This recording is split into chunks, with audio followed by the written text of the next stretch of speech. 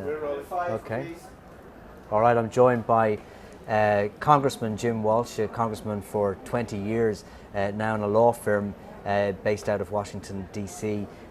Congressman Walsh, you've been at this summit for the past day and a half now. What kind of ideas are coming forth to revitalise the Irish economy? Well, there's a remarkable gathering of people with one focus, and that's Ireland. People from every corner of the globe trying to find a way to contribute, to support what the government is doing, what the people of Ireland are seeking in their future. And it's unique. I've never experienced anything quite like it. So it's, we've formed a virtual network. I think we're trying to decide who should be part of that network. How do we pass decisions up? How do we become more inclusive? And how do we measure our results? It's a lot of questions. What kind of concrete initiatives do you think, or would you like to see coming as a result of this? Well, I think certainly the business connections in Asia, I think, need to grow more. As the Asian market grows, I think the Irish diaspora in Asia needs to be more embraced and nurtured, and at the same time, the existing relationships in North America and Europe, which are Ireland's strength, need to be enhanced. Tourism is key. Business growth is key. The financial sector in the immediate future of Ireland is key. So those three areas, I think, are places we can impact. Now, you've had a long involvement over the years with Ireland and Ireland's relationship with the United States. Over the past 2 years particularly, Ireland's reputation has taken a bit of a denting.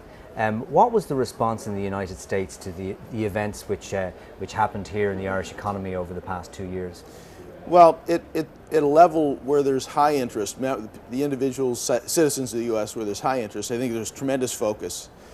The mass majority of the people in America probably noticed that Ireland had some fiscal problems, like Greece, like Portugal, Spain, and like the United States. So, I don't think it's a strong negative for Ireland, but I think among the people who watch Ireland, there's a real concern, or has been a real concern, that at least initially, that they could weather the storm. And I think Ireland has weathered the storm. So there's a sense here that it's more stable now, and thus there's some enthusiasm about helping to be a part of watching Ireland take its place again.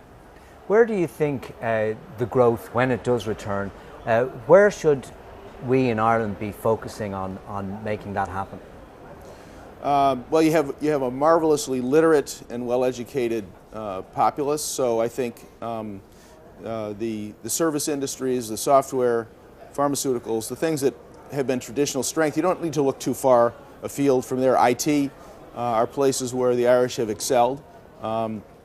Tourism, I mean, you have 80 million Americans, not to mention millions others around the world who want to come here and see it, participate in it. I think culture, Irish culture is one of the predominant cultures in the world today.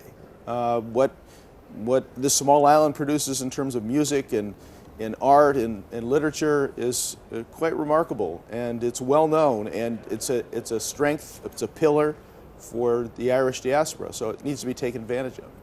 Congressman Walsh, thanks very much.